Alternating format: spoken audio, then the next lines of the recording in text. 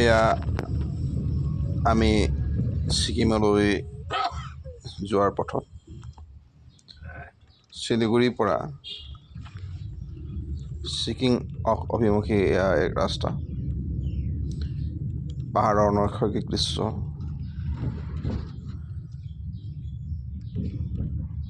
এফালে পাহাৰ আনফালে দ খাৱৈ,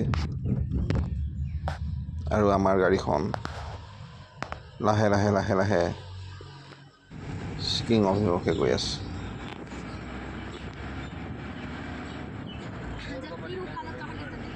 ওখ ওখ সেই পাহাৰবোৰৰ মাজত নতুন অভিজ্ঞতা লৈ গৈ আছোঁ। ছিকিমৰ ৰাজধানী গেংটকলৈ যোৱাৰ মনত অপূৰ্ব আশা লৈ এয়া আমি গৈ আছোঁ। মাজে মাজে পাহাৰৰ মাজত থকা ঘৰবোৰ দেখি ৰোমাঞ্চিত হৈ পৰিছোঁ। পাহাৰৰ মানুহবোৰ আৰু ভৈয়ামৰ মানুহৰ মাজত যথেষ্ট পাৰ্থক্য আছে। পাহাৰখন দূৰৰ পৰা দেখিবলৈ যদিও সৌন্দৰ্য লাগে, কিন্তু পাহাৰৰ মাজত খোজ কঢ়াটো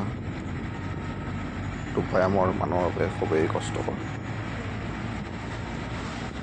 যি কি নহওক, জীৱনত এক নতুন অভিজ্ঞতা। ছিকিমলৈ যোৱা, ছিকিমৰ ৰাজধানী গেংটক চোৱা।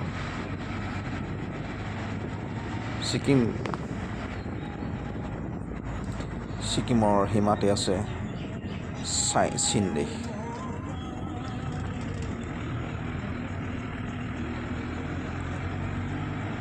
ছিকিমৰ চাৰিওফালে আছে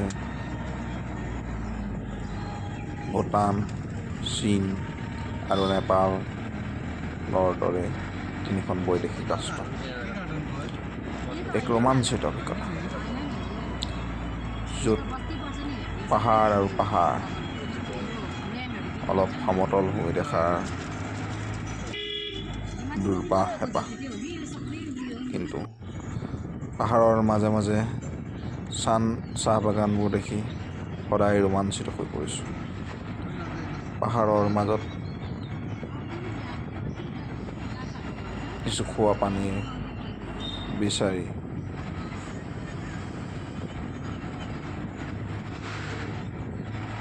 কৰিবলগীয়া কষ্ট সঁচাই ভাবিব। কিন্তু পাহাৰত বৰষুণৰ যেতিয়া জুৰিবোৰেদি পানী কল কল কল কল শব্দ আহে, সেয়াও এক ৰোমাঞ্চিত অভিজ্ঞতা। যি কি নহওক, আমাৰ গাড়ীখন গৈ আছে গেংটক দেখাৰ ভাবি।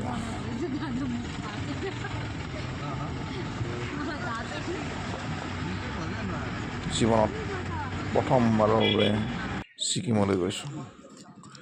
হয়, এই ঠাইডোখৰ যে দেখিছে, তাত কিছু সময় ৰৈছিলোঁ। প্ৰথমতে ইয়াত এনেকুৱা আছে, খন্তেক পাছতে ইয়াত কুঁৱলী আহি একো নেদেখা কৰি দিছে, আকৌ খন্তেক পাছতে আকৌ দেখে। সঁচাই ডাৱৰ বা কুঁৱলী চোৱাৰ এক অভিজ্ঞতা বা আমেজেই বেলেগ। ইমানবোৰ যে বনাঞ্চল পাহাৰত আছে, সঁচাই এয়াও এক ভাবিবলগীয়া। যি কি নহওক, আমাৰ গাড়ীখন গৈ আছে, কেতিয়া গৈ পাম, ঠিক সময়ত পাম নি, তাৰো এক চিন্তা। এই যাত্ৰাৰ সময়ত অভিজ্ঞতা বৰ্ণনা কৰিছোঁ। আমি গুৱাহাটীৰ পৰা যেতিয়া শিলিগুৰি পালোঁহি, ছিকিমলৈ কেনেকৈ যাওঁ সেই কথা এজন মানুহক সোধোঁতে, সেই ছিকিমলৈ যোৱা এটা পাৰ্টি আছে, যিবিলাকে গোটেইটো পেকেজ হিচাপে বুক কৰি দিয়ে। শিলিগুৰি সেই পাৰ্টিটোৱে অকস্মাত নি পিনি তেওঁলোকৰ অফিচ পোৱালৈ গৈ আৰু এটা পেকেজ কৰি দিলে।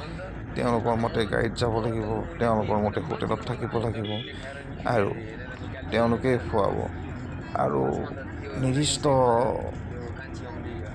তাৰ বাবে আগধন হিচাপে মানে নিৰ্দিষ্ট এটা ধন তেওঁলোকে ফিক্স কৰি দিলে। এনেকুৱা পেকেজত যোৱাৰ অভিজ্ঞতা নাই, কিন্তু মানুহক সোধোতেই যে এনেকৈ পেকেজ কৰি দিব ভবাই নাছিল। যি নহওক উপায়টো নাই।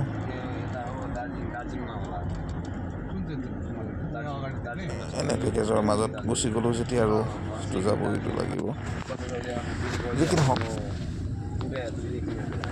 এইবাৰ যাত্ৰাটোত পেকেজতে যোৱা হ'ল। শিলিগুৰি এই বনিয়াপাৰ্টি ডিমাক কিন্তু মানিলোঁ দেই। যি কি নহওক এটা কনফাৰ্ম ক'ত হোটেলত থাকিম, কি কৰিম, সেইটো বিষয়ে এটা কনফাৰ্ম। আগতে বেলেগ চিটিলৈ গ'লে হোটেল বিচাৰিব লাগে, কোনখন গাড়ীত যাব লাগে সেইটো কৰিব লাগে, কিন্তু এইবাৰ আৰু তেনেকুৱা নহয়। আগতে নিজৰ ইচ্ছামতে চাওঁ, এইবাৰ পেকেজত বুকে কৰি দিলে। কিন্তু এটা নতুন প্লেচ চাবলৈ পাম, যিটো আচলতে মই প্লেনিং কৰি যোৱাই নাছিলোঁ।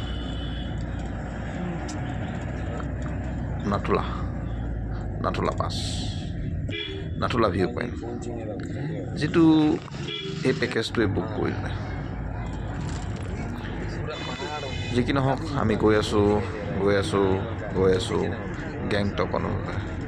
হয়, ৰাস্তাবোৰ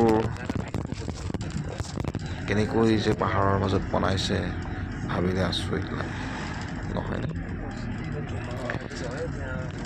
যি কি নহওক গৈ আছোঁ এক নতুন হিৰইনকাৰী অভিজ্ঞতা ল'বলৈ। পাহাৰৰ মাজত থাকি পাহাৰ আৰু মাথোন পাহাৰ জীৱনৰ এক আচৰিত আনন্দ ল'বলৈ। মোৰ লগত আছে মোৰ পত্নী, মোৰ জী আৰু মোৰ পিতৃ।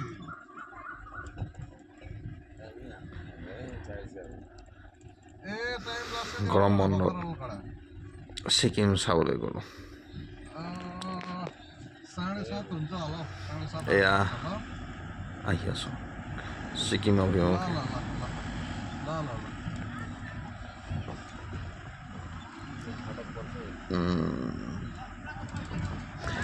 মাজে মাজে কিছুমান চহৰ পাই গৈছোঁ, কিছুমান ঘৰ। সঁচাই কিছু ঠাই ইমান কম ঠাইত